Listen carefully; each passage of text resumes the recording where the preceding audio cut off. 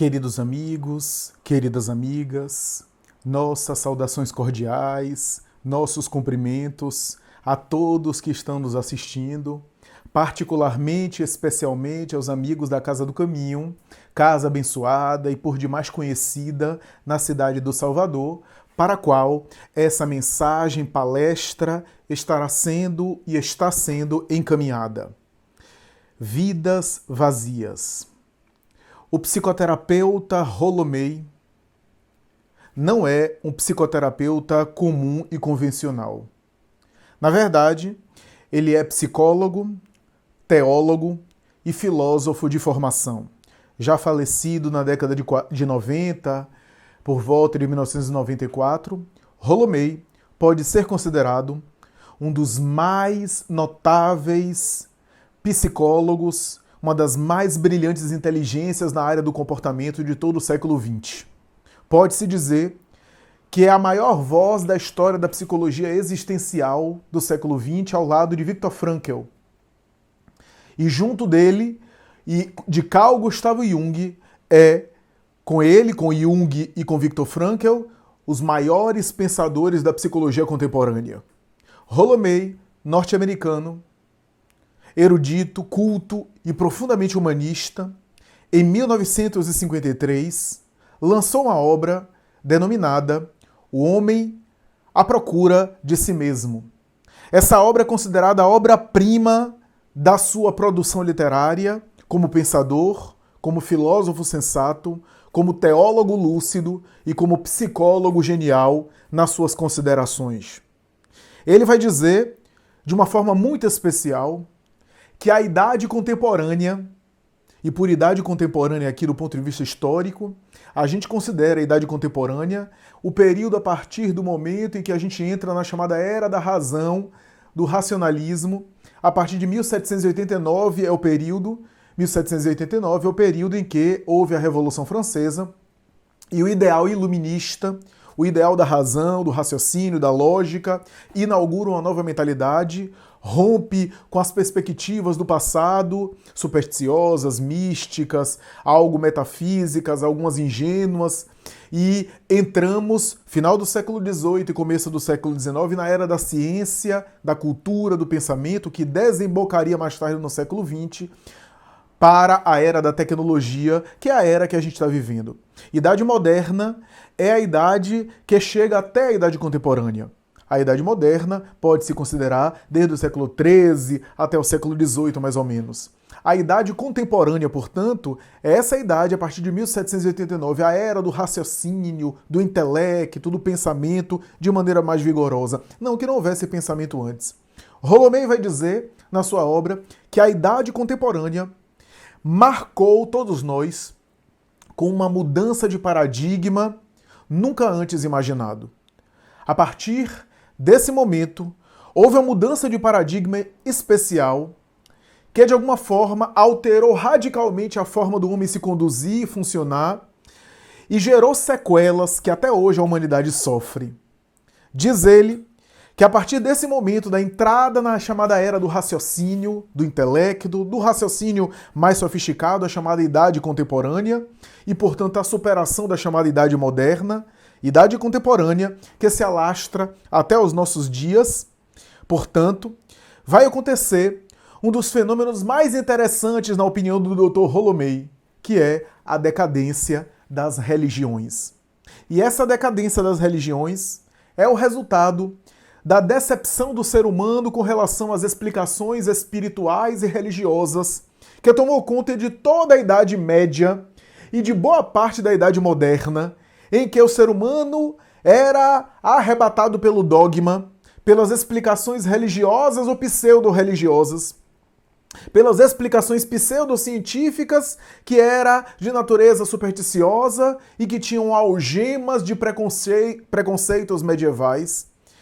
Essa mentalidade religiosa, essa mentalidade ingênua, que não conseguiu acompanhar o progresso das luzes, e que muitas vezes combateu o próprio espírito da ciência, que se libertou dos seus preconceitos e caminhou sem ela. Essa mentalidade ultramontana, obsoleta do passado, sofreu uma grande decadência a partir do início da Idade Contemporânea. E essa decadência das religiões, Rolomei vai dizer, marcou sensivelmente a época atual. Por quê? Porque ele vai dizer que a partir de 1789, portanto, há cerca de 300 anos, vamos experimentar o período que até hoje nós sofremos de um pessimismo geral, de uma negação das coisas positivas da vida. A humanidade entra numa época que até hoje nós vivemos de um ceticismo, de um niilismo, totalmente negando as perspectivas positivas que a partir de então não mais existiria. De um lado, a ciência que cresce, que investiga as coisas, que derruba as velhas superstições diante da confirmação científica, e o entusiasmo pela ciência, o deslumbramento pelo progresso da ciência fez com que os homens avançassem na sua direção e, deslumbrados, tentassem inclusive entender tudo no universo. Alguns entusiasmados chegaram a dizer que não daria alguns anos naquela época para que a ciência descobrisse tudo, desconsiderasse todas as explicações supersticiosas e a humanidade não teria mais nada o que aprender no final do século XIX. Bem se vê que estavam enganados, mas era o entusiasmo que tomava conta. E ao lado desse entusiasmo científico, que se engolfou de tal forma que foi para o movimento algo exagerado de negar qualquer ideal humano que fazia parte apenas do cardápio emocional das criaturas humanas do passado, vai dizer Rolomei que ao lado disso, não apenas a ciência se torna cética, materialista, negando qualquer dimensão além da matéria do ser humano, porque isso era coisa do passado que as religiões tentaram incutir na nossa cabeça, mas a filosofia também, bebendo dessa fonte, deslumbrada com aquilo que a ciência oferecia ao mundo, que aliás era tudo muito admirável, o progresso da ciência, mas a filosofia também começa a se libertar e a abandonar as teses metafísicas, as teses de natureza transcendental e as ideias, por exemplo, socráticas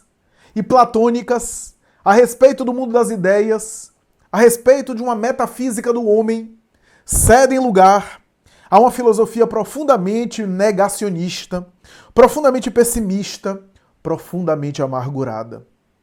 Rolomei prossegue nas suas páginas nesse livro, O Homem à Procura de Si Mesmo, fazendo de alguma forma referência a um pensador francês, a um pensador inglês, do século XVII, em 1600 e pouco, Thomas Hardy havia declarado, naquela época, e por que não dizer também em nossa época, que o ser humano havia perdido o endereço de Deus.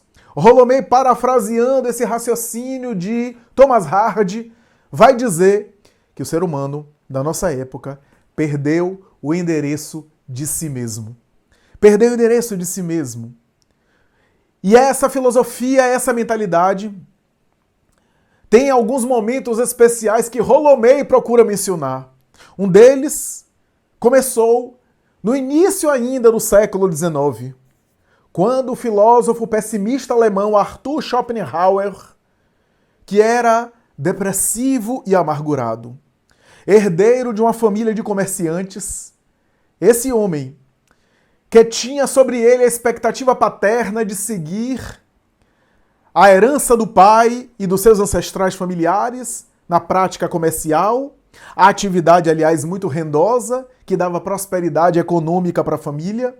Schopenhauer, com a sua instabilidade emocional e o seu pessimismo geral, resiste à tradição familiar, até porque, desde cedo, percebe um grande conflito na intimidade doméstica.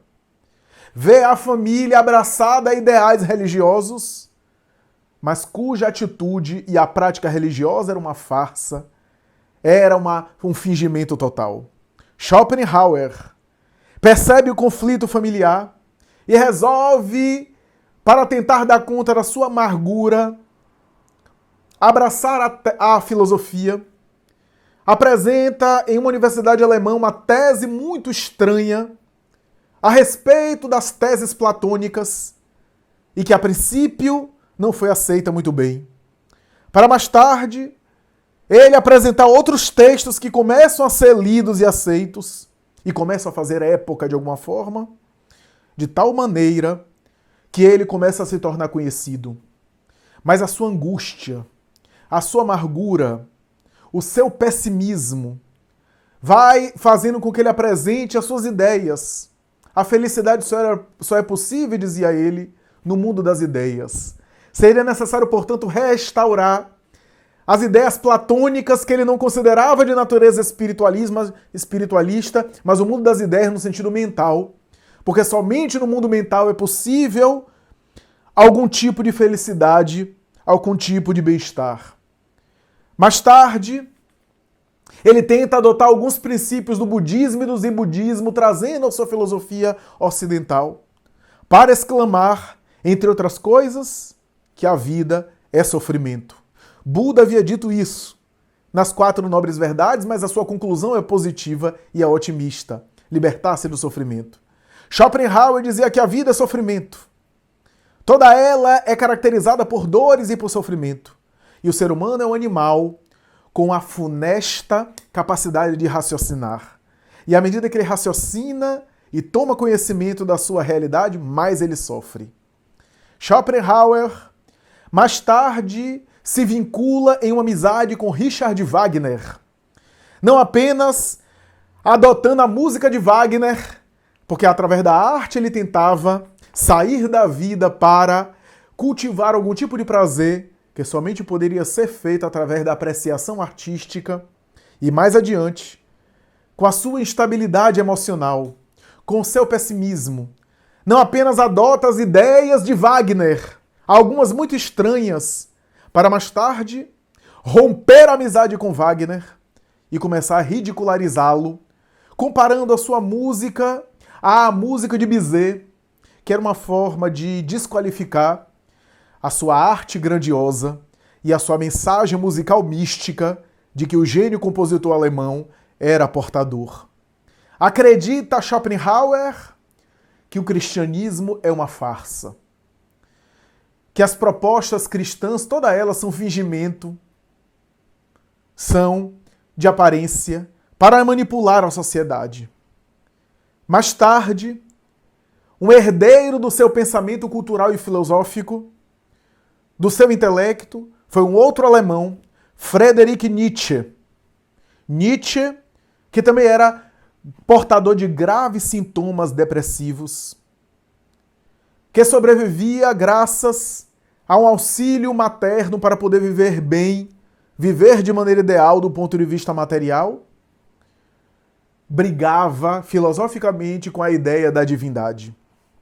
Dizia ele que o problema de toda a civilização atual foi ter adotado o raciocínio como sendo a conquista mais alta do ser humano e o privilégio da criatura humana. E que isso degradou o ser humano porque fez ele negar as suas potências que são instintivas, as suas paixões que deveriam ser colocadas à prova. Diz ele que o maior erro foi a partir de Sócrates e que toda a cultura racional foi caminhando para isso. E fazia apologia não de Apolo, o deus da razão, mas de Dionísio, o deus do vinho, do prazer, e que o ser humano bom era o biótipo grego, da antiguidade grega, do período helênico, que cultivava suas paixões e colocava suas paixões à prova, é isso que fazia ele forte.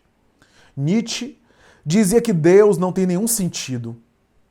E no seu Assim Falava Zaratustra, uma das suas obras-primas, ele retrata a personagem, o louco, que era um retrato da sua própria personalidade que estava em graves alterações psíquicas de saúde mental. O louco chega na praça pública e grita que acabava de matar Deus, para o semblante triste das pessoas. Nietzsche vai, de alguma forma, ser o filósofo que contesta a noção da divindade monoteísta, construção judaico-católico-cristã. E vai também criticar o cristianismo, pelo menos o cristianismo ocidental que a gente conhece.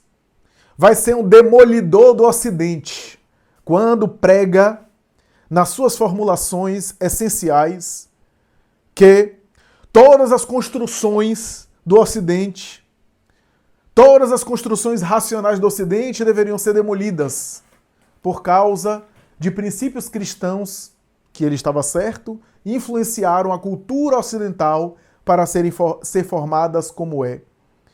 Nietzsche dizia que o único cristão verdadeiro morreu na cruz, porque foi o único sujeito do cristianismo que teve coragem de enfrentar os seus desafios.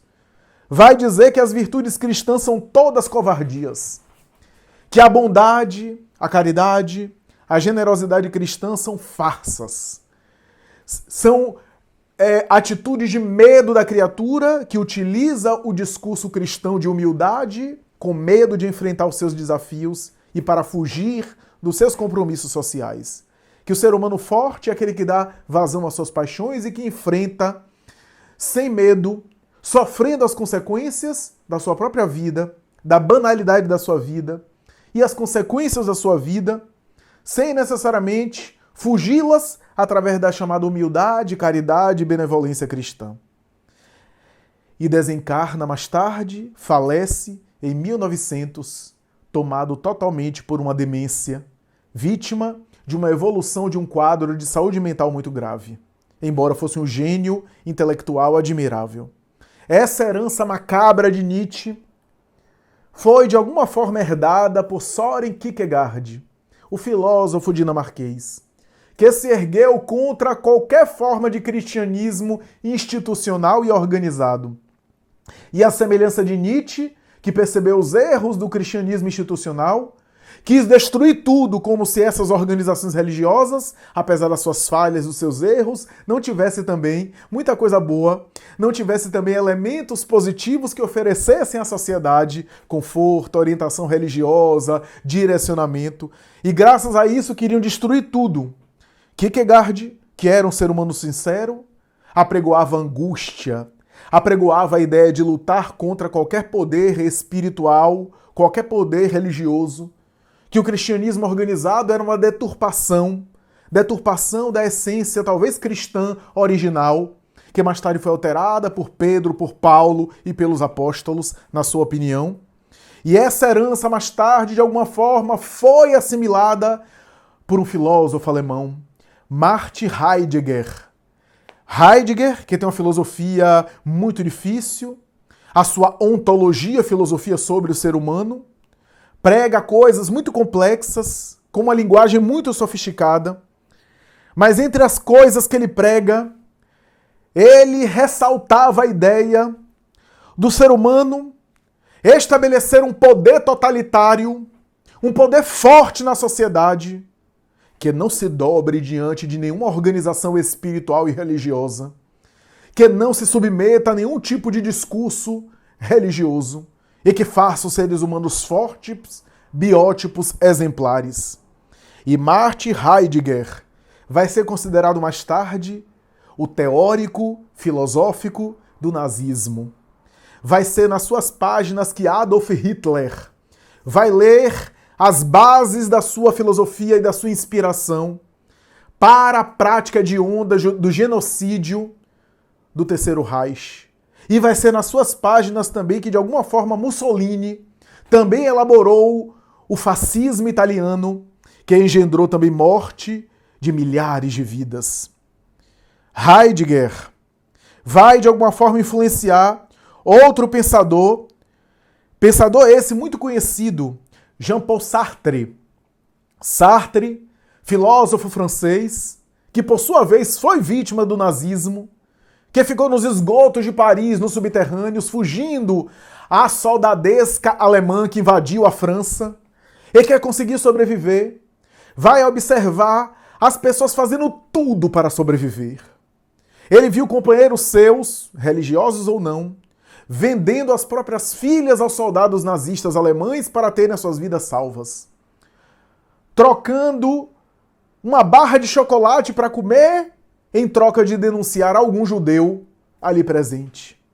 Sartre, então, pessimista de alguma forma, amargurado de tantas outras, vai dizer que a vida vale o momento a ser vivido.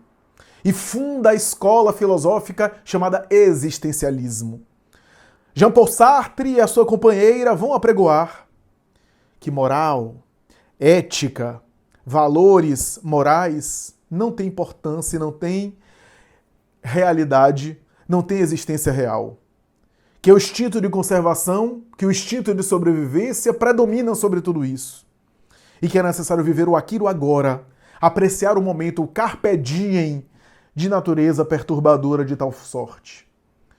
Alberto Camus, também francês, influenciado por Sartre, vai exclamar que a vida não tem sentido, e essa era a base filosófica da sua teoria. A vida não tem um sentido.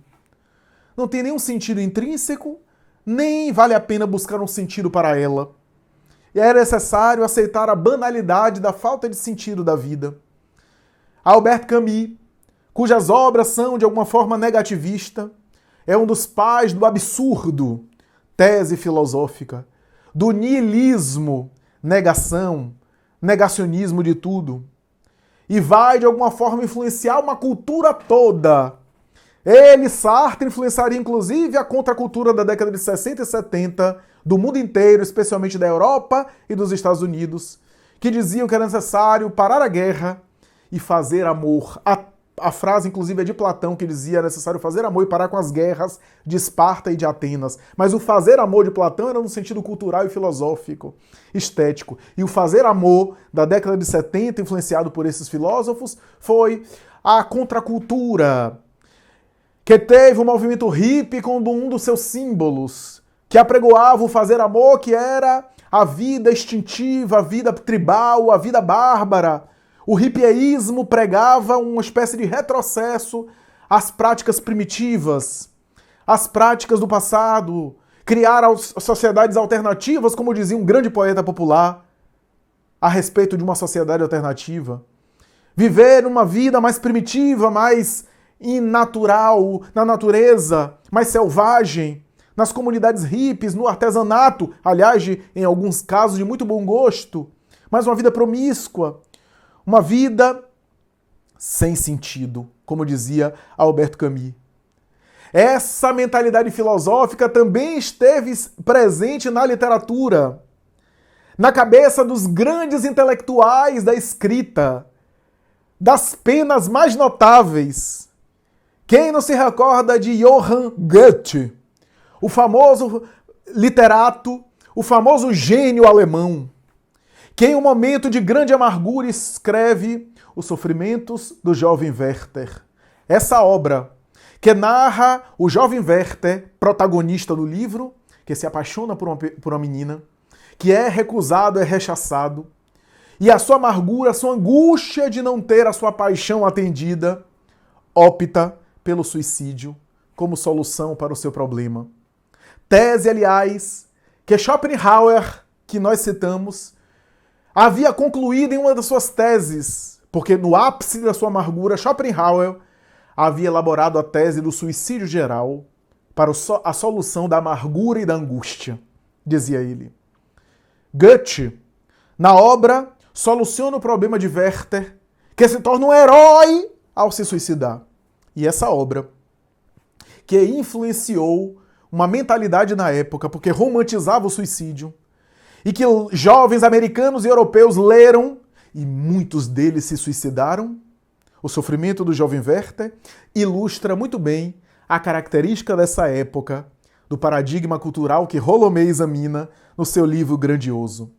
Tolstói, esse gênio maravilhoso, esse escritor de raríssima habilidade, esse homem humanista e que mais tarde se torna cristão no final da vida, mas em um momento de grande depressão, escreve o seu famoso Ana Karenina, onde vai narrar a amargura de uma mulher entediada, cansada e insatisfeita no casamento, realizando-se sexualmente mais tarde fora do casamento.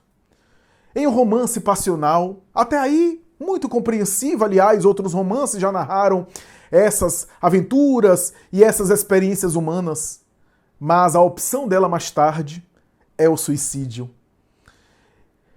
Dostoiévski, esse homem admirável, esse escritor brilhante, raríssimo, considerado o escritor que escreveu de maneira mais brilhante temas psicológicos, que era tão querido e admirado por Sigmund Freud, escreveu uma série de obras dominado por amargura. Quando ele foi exilado na Sibéria, nos campos de trabalho forçado, porque se opôs ao totalitarismo da Rússia, o czar Nicolau I, que mais tarde o puniu pelas suas declarações políticas e pelos seus ideais políticos que de alguma forma tramavam contra a vida do próprio Nicolau I. Exilado, preso, ele vai ali, naqueles campos de concentração, desenvolver o alcoolismo, viver nas tascas, nos bares, nos locais de jogatina, desenvolve um vício para jogo, depressivo, alcoólatra, vítima de epilepsia. E é ali, genialmente, porque era um escritor admirável, escreve uma série de obras dominadas pelo desencanto. O Idiota, O Jogador, Os Irmãos Karamazov e tantas outras obras, abordando e fazendo apologia do pessimismo e da fuga. Kafka, famoso intelectual e escritor, que escreve O Processo e a Metamorfose, também coloca nas suas obras o conflito que ele tinha com o pai e a sua amargura, o seu pessimismo, que ilustra toda essa época, todas essas características especiais.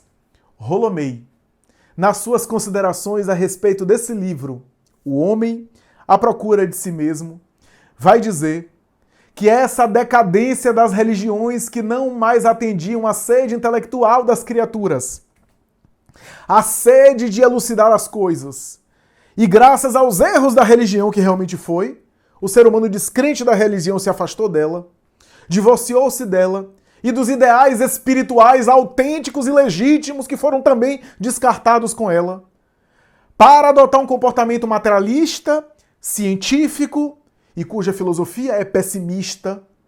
Pessimista de tal forma que o mais importante de tudo isso é que o pessimismo dessa mentalidade gerou, inevitavelmente, falta de referências na opinião de Rolomei. Onde estão as referências? Os exemplos maravilhosos que a gente pode seguir. E de outro lado, a depressão, a amargura, as guerras que saíram vitimando as populações. A Primeira Guerra Mundial, 1914-1918. Mais tarde, a Segunda Guerra Mundial, 1939-1945. Mais adiante, a Guerra da Coreia, a Guerra do Sudeste Asiático, a Guerra do Vietnã, a Guerra do Golfo, a Guerra Fria e vários outros conflitos locais onde a humanidade era bombardeada e sempre era vítima de conflitos civis e em guerras sangrentas. E de outro lado, a cultura materialista, os incentivos para ter, para possuir, a insegurança, os desequilíbrios emocionais levou as pessoas ao excesso de consumismo. Ter, possuir, comprar, possuir, ter. Essa velocidade, essa ansiedade por ter mais, para tentar abafar e dar conta de uma insegurança, gerou também, a partir daí, porque não vale apenas ter, mas é necessário mostrar que tem, um exibicionismo.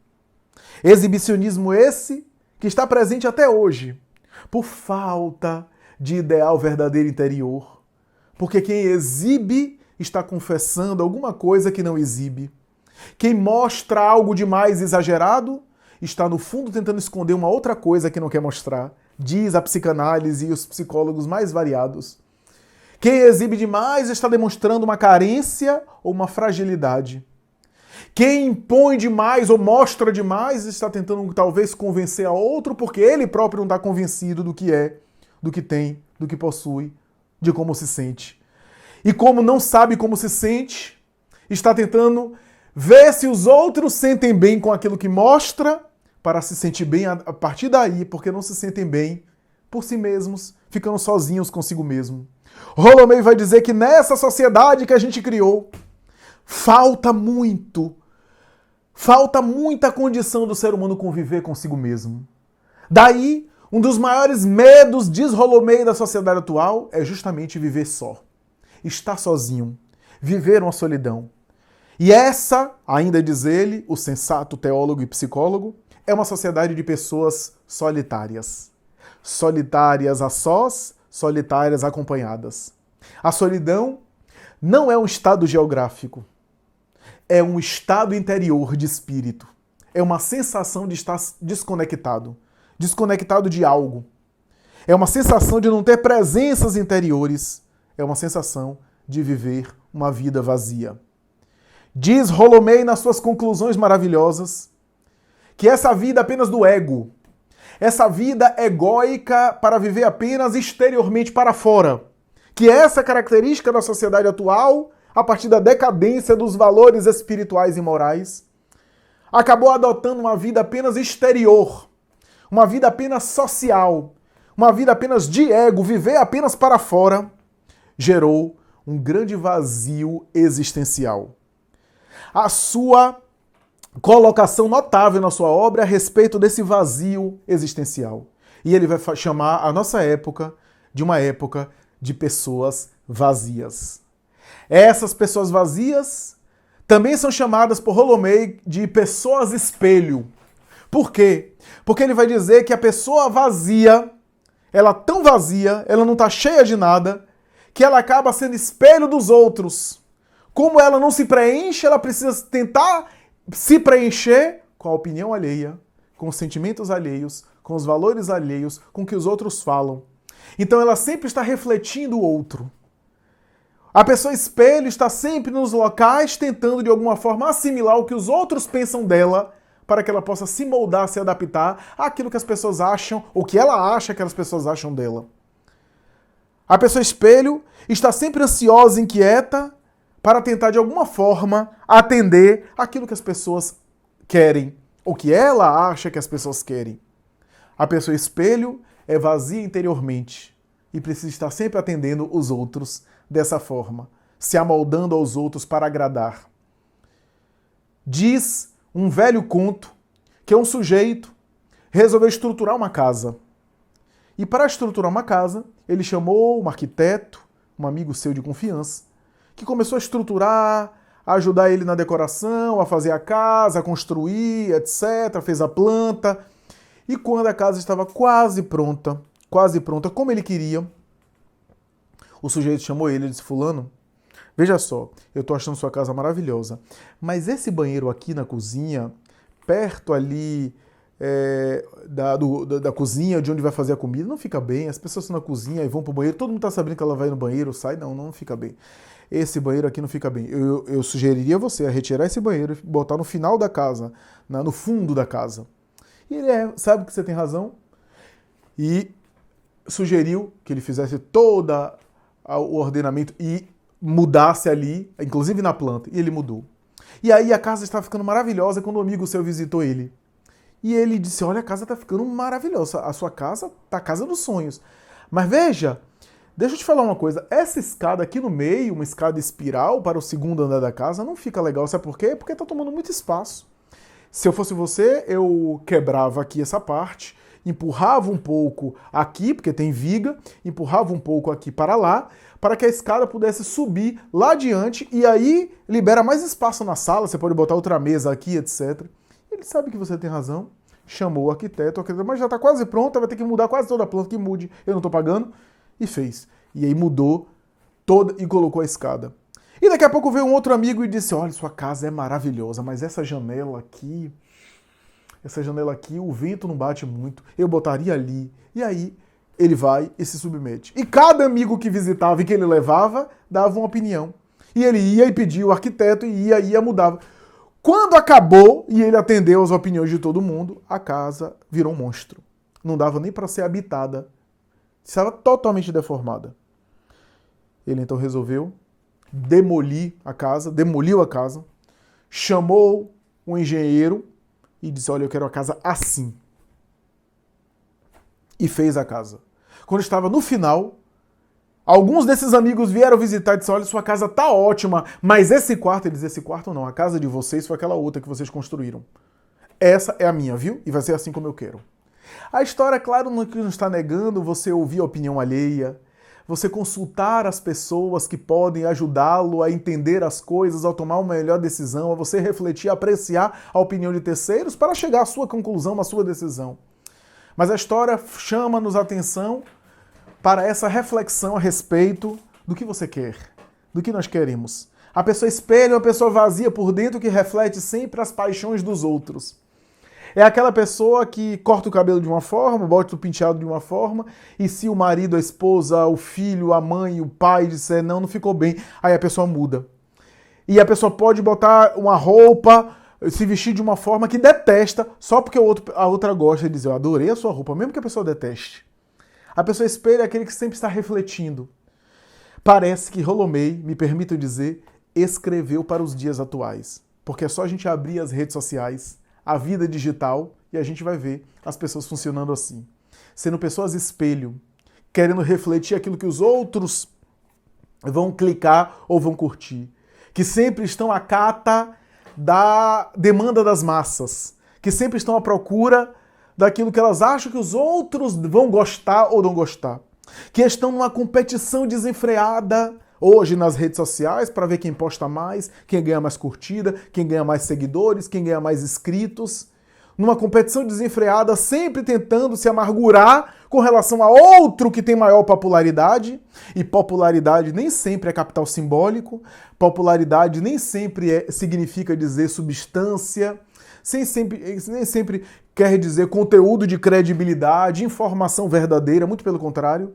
Hoje, o que às vezes causa estardalhaço e popularidade é justamente a informação polêmica, sem evidência, sem consistência, mas que chama atenção e causa estardalhaço. Essa é a sociedade que a gente está vivendo.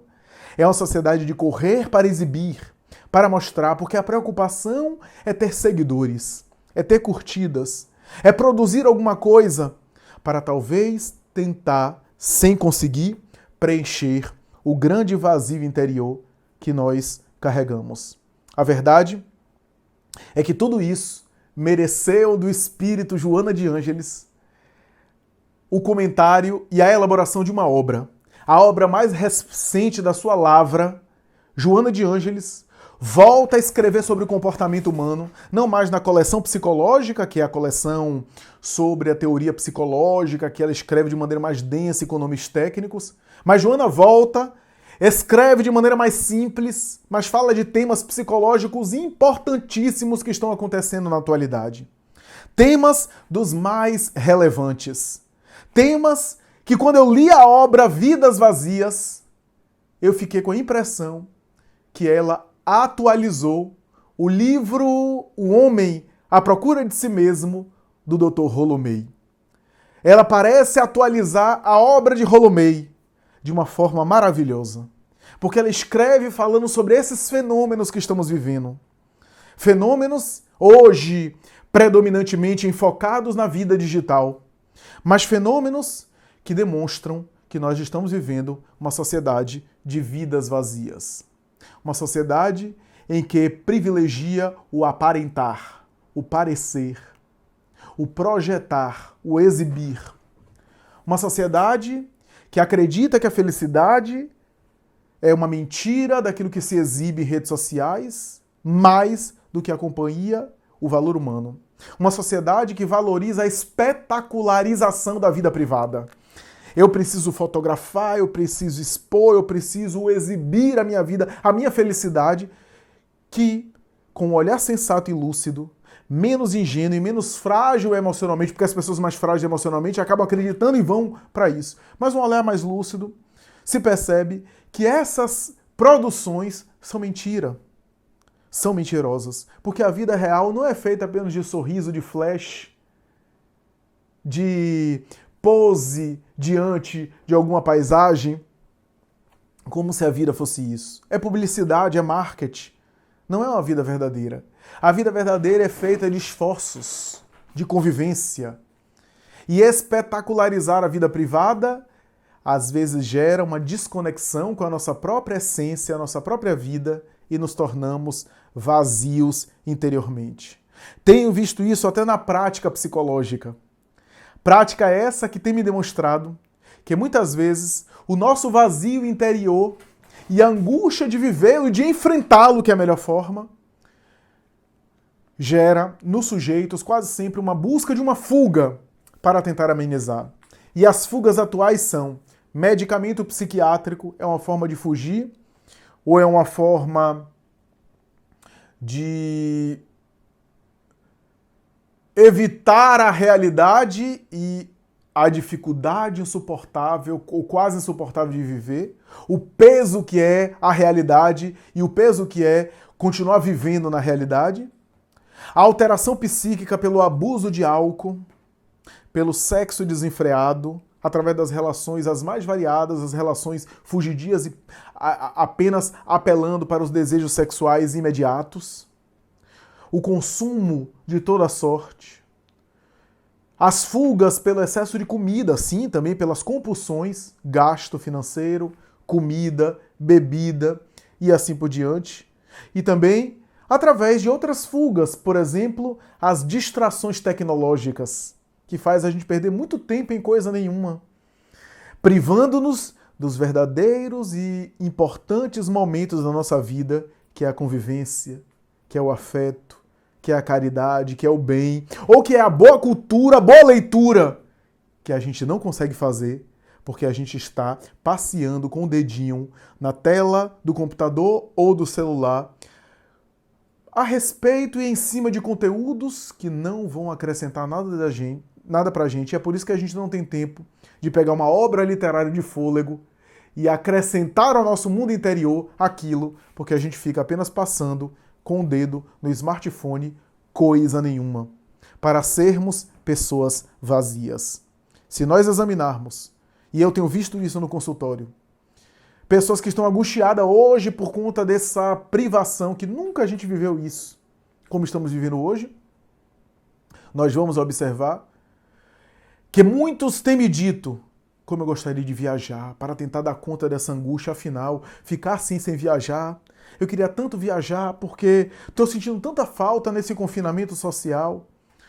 A angústia que me dá dano, a irritação que me dá dano, o mal-estar, o vazio interior que me está dando. Se eu estivesse viajando, como isso estaria melhor? Eu ouço isso e fico pensando comigo mesmo: a solução não está na viagem. Afinal, se eu preciso da viagem para me distrair, para fugir da angústia que eu estou tendo, a angústia não é resolvida com a viagem. E não é a viagem que vai dar conta da minha angústia. Na verdade, a angústia não é porque eu não viajo. A angústia está em outro lugar, em outra insatisfação. Porque se eu viajo angustiado, eu vou acabar também manifestando de alguma forma angústia lá, e depois eu volto desanimado, frustrado, decepcionado da viagem. Ou eu distraí, volto, mas não necessariamente eu fui feliz com a viagem, e depois fico dizendo como é bom naquele dia, naquela época quando eu viajei, quando não foi nem tão bom assim. Não estou negando a pessoa viajar. A viagem é uma experiência interessantíssima, pode enriquecer muito o sujeito, mas não pode ser um recurso para dar conta da minha falta de paz, de harmonia interior. Porque se é a viagem que você está pensando para dar conta desse vazio, é porque, na verdade, o vazio não é solucionado com a viagem. A falta não é da viagem, a falta é de uma outra coisa que você precisa refletir, que você precisa considerar. Vidas vazias é o que nós estamos vivendo. Ricas e cheias de ego, de produção para fora, de postura exterior, mas vazias pela falta de interiorização. Joana não aborda outro movimento senão aquele que é essencial, que já havia sido abordado pela doutrina espírita na obra kardeciana a respeito do autoconhecimento. Quando ela vai dizer, de maneira inconteste e peremptória, que fundamental seria a viagem interior. Que somente superaremos esse vazio interior que carregamos viajando para dentro, interiorizando-nos, refletindo a respeito de nós próprios, abrindo uma página edificante, como é o caso da obra Vidas Vazias, para refletir, para meditar, para pensar a respeito da nossa vida moral, psicológica, social e também espiritual. Do contrário, estaremos sempre ricos de aparência e vazios por dentro. Joana de Ângeles demonstra na obra que os recursos tecnológicos são maravilhosos, que as coisas materiais que estão à nossa disposição são muito boas e dão coloridos à nossa vida, que os recursos financeiros que a gente porventura tenha estão aí para serem usados, mas tudo isso são vazios, não preenche. Porque a finalidade dessas coisas não são preencher a criatura por dentro. Podem ajudar a criatura nas suas práticas sociais, culturais, intelectuais, materiais, mas preencher-se por dentro somente através de um desenvolvimento interior para melhor. Do contrário, estaremos sempre tentando anestesiar para fugir de nós mesmos através de substâncias químicas ou de comportamentos exóticos, compulsivos, excessivos, que vão desgastar a nossa saúde psíquica e mais tarde vão destrambelhar a nossa saúde orgânica. Vidas vazias. Joana de Ângeles vai dizer nessa obra que vale a pena voltar a cultivar os hábitos essenciais de oração. Por causa da vida digital, do excesso de conteúdo, Instagram, Facebook, WhatsApp, temos perdido a conexão conosco mesmo.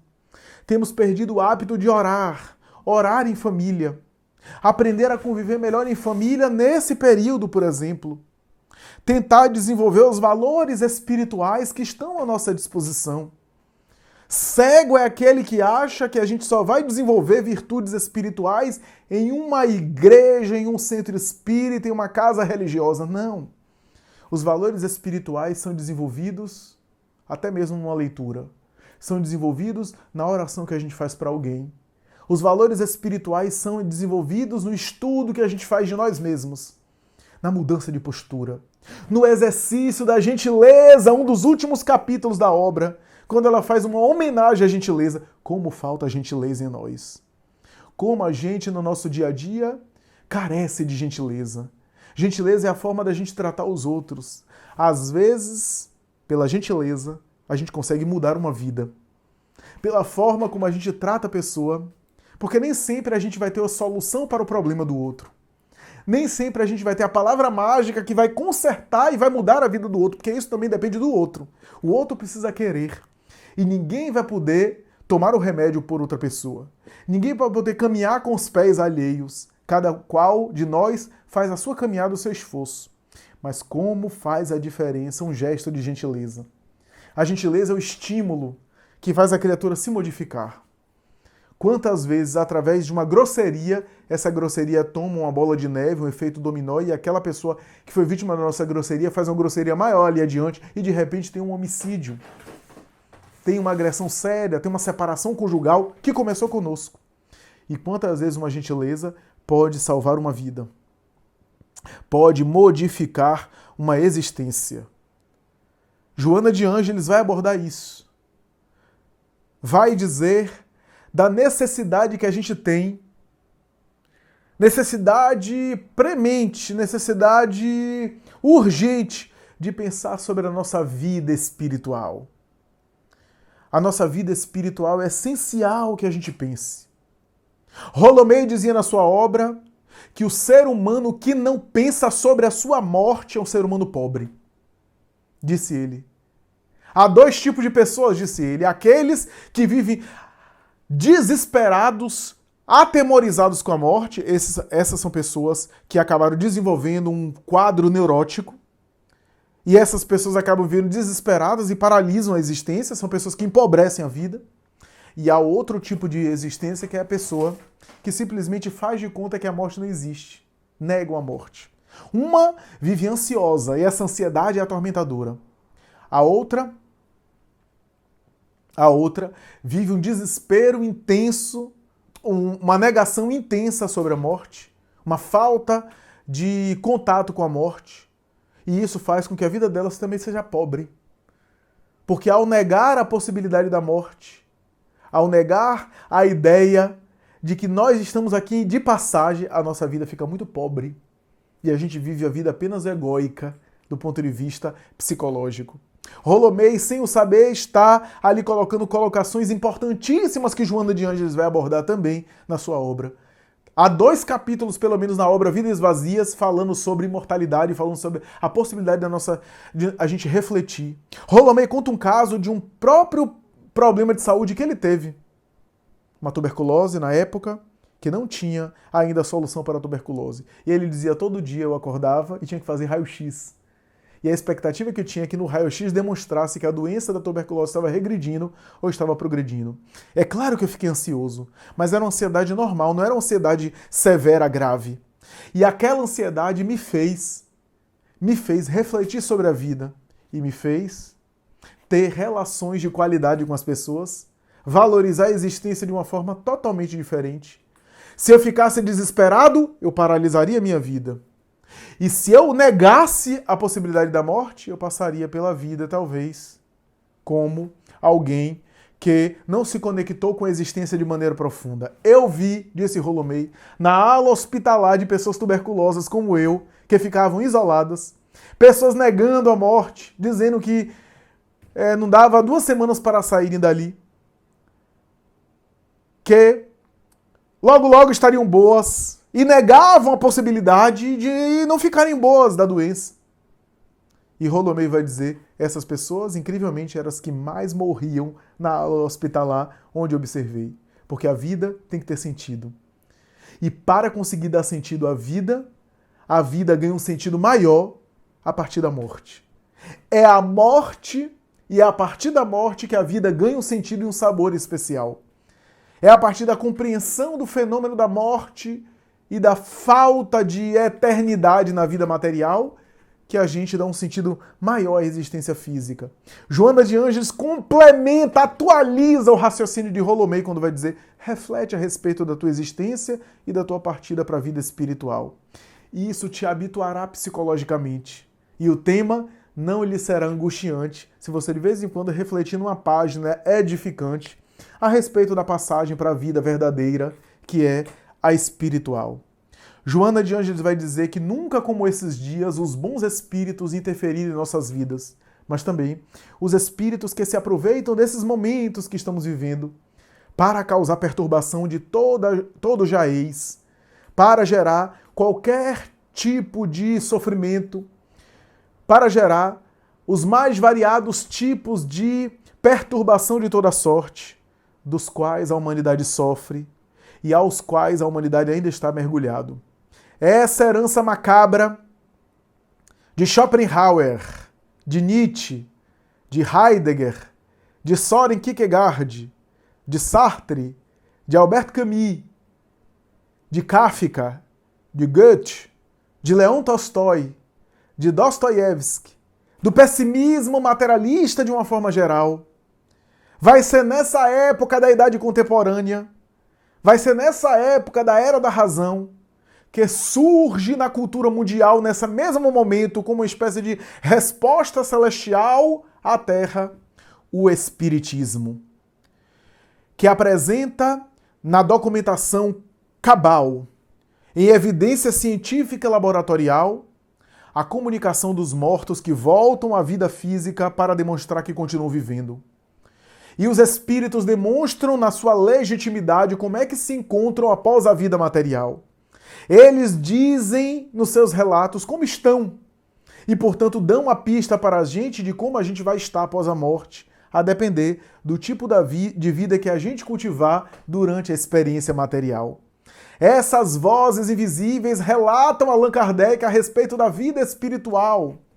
Relatam aquilo que todas as tradições religiosas falam sobre uma vida no além. O Espiritismo torna palpável, por assim dizer, escreve Allan Kardec, torna palpável a vida material, quando do além-túmulo as vozes imortais voltam para elucidar o modo de viver da vida espiritual, como os espíritos se encontram. Qual é o tipo de vida que eu devo adotar aqui na Terra para, ao despertar na vida espiritual, ser feliz? Como estão os espíritos dos nossos entes queridos, os nossos afetos, que não vão sendo destruídos pela morte? O Espiritismo também, através dessa comprovação da imortalidade da alma, também abre espaço para uma vida feliz, uma vida plena, quando vem nos dizer, de maneira indelével, de maneira insopitável e insofismável, que a vida espiritual pode ser vivida a partir do corpo. Uma vida essa que é saudável, não é alienada. Uma doutrina lógica, com coerência, que enfrenta qualquer raciocínio filosófico do século XIX e XX da idade contemporânea e, ao mesmo tempo, dialoga com a ciência e com a filosofia, ressuscitando o pensamento otimista, rico de ideias comportamentais, baseado no autoconhecimento, porque enquanto o homem não se conheça, serão inúteis as tentativas de conquistar uma paz exterior que ele não carrega no íntimo dos seus sentimentos. A doutrina espírita, portanto, vem nos elucidar a nossa consciência que nós temos uma vida antes do berço e teremos uma vida após o túmulo. Que o corpo de carne é apenas o instrumento com o qual a gente vive a vida material. E que a vida física, por mais longa que seja, é muito breve.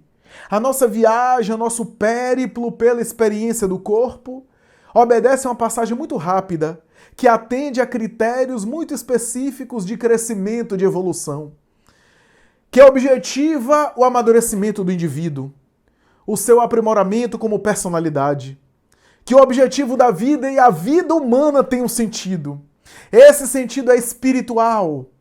É o sentido do melhoramento, do aprimoramento através das ações que ele escolhe, as escolhas que ele faz a partir do seu livre-arbítrio e da lei de causa e efeito que gera as consequências do seu livre-arbítrio, o que significa dizer que nós somos os construtores do nosso próprio destino, que somos hoje o que fizemos de nós ontem e seremos amanhã a consequência do que façamos hoje.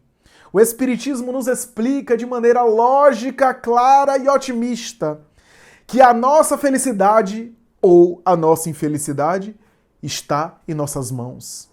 Que mesmo que a gente pise em espinhos agora, esses espinhos que a gente pisa é o resultado inevitável daquela irresponsabilidade e negligência de atirarmos espinhos pela jornada num passado espiritual próximo ou remoto do ponto de vista reencarnatório, e agora a gente pisa sobre aquilo que a gente fez.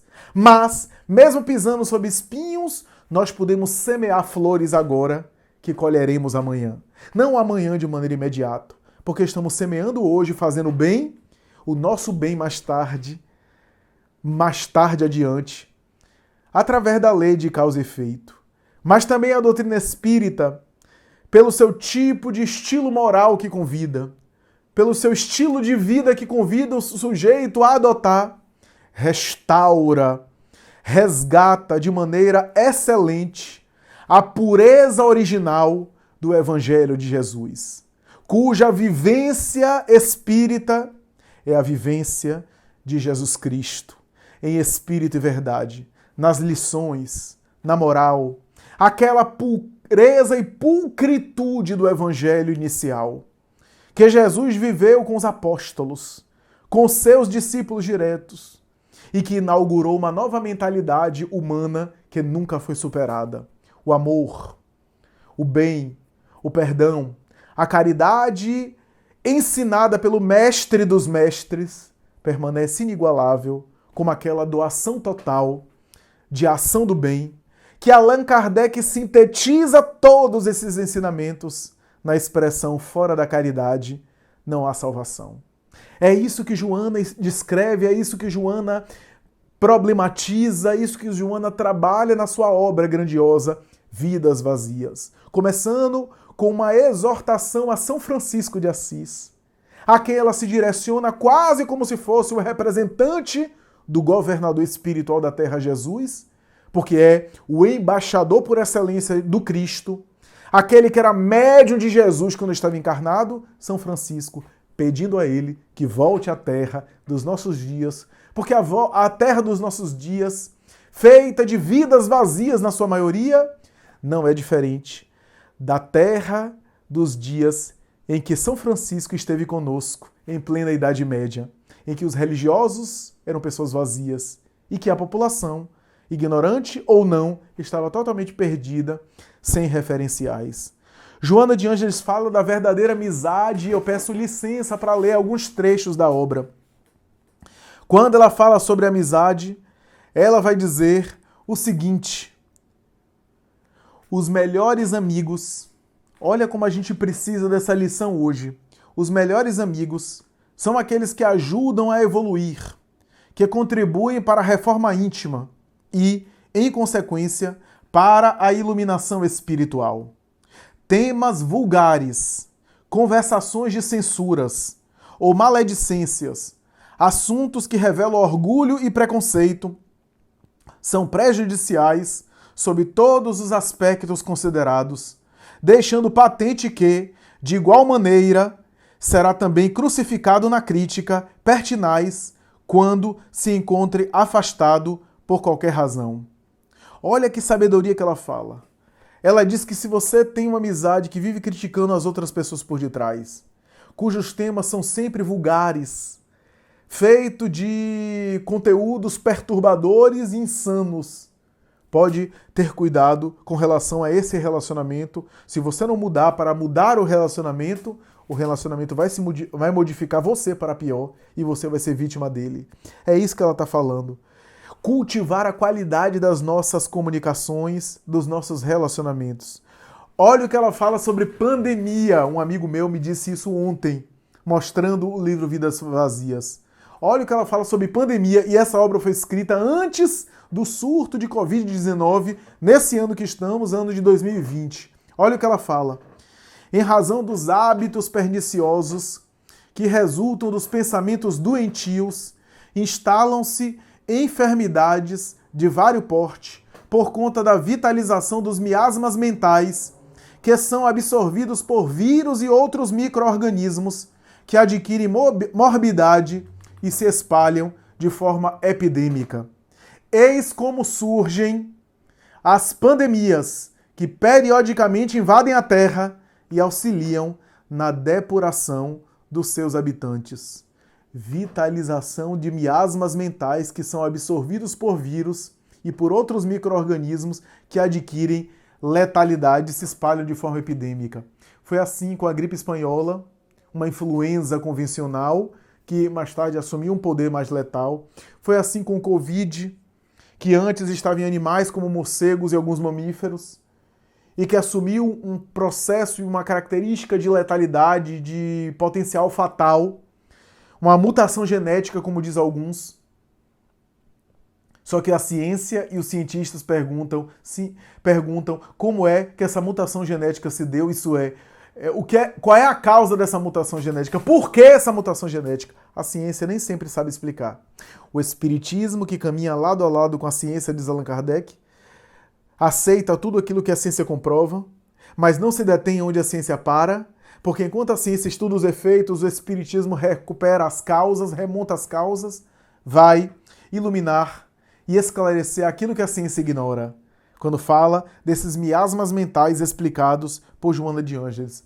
O último capítulo da obra, capítulo número 30, ela intitula Vida Feliz.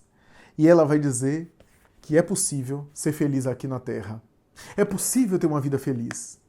É possível ter uma vida rica interiormente. Ela começa a obra chamada Vidas Vazias com um capítulo chamado Vidas Vazias. E ela termina a obra com um capítulo chamado Vida Feliz. A vida feliz é uma vida cheia. É uma vida plena. Portanto, não é uma vida perfeita. Porque a vida perfeita não existe aqui na Terra. Carl Gustav Jung dizia que perfeição não deveria ser buscada. Porque a criatura que estaria buscando uma perfeição, toda criatura que está buscando uma perfeição está mais distante dela. Aquele que está mais próximo da perfeição é aquele que não necessariamente está buscando a perfeição. Porque essa obsessão por perfeição já é sinal de que estamos muito longe da perfeição.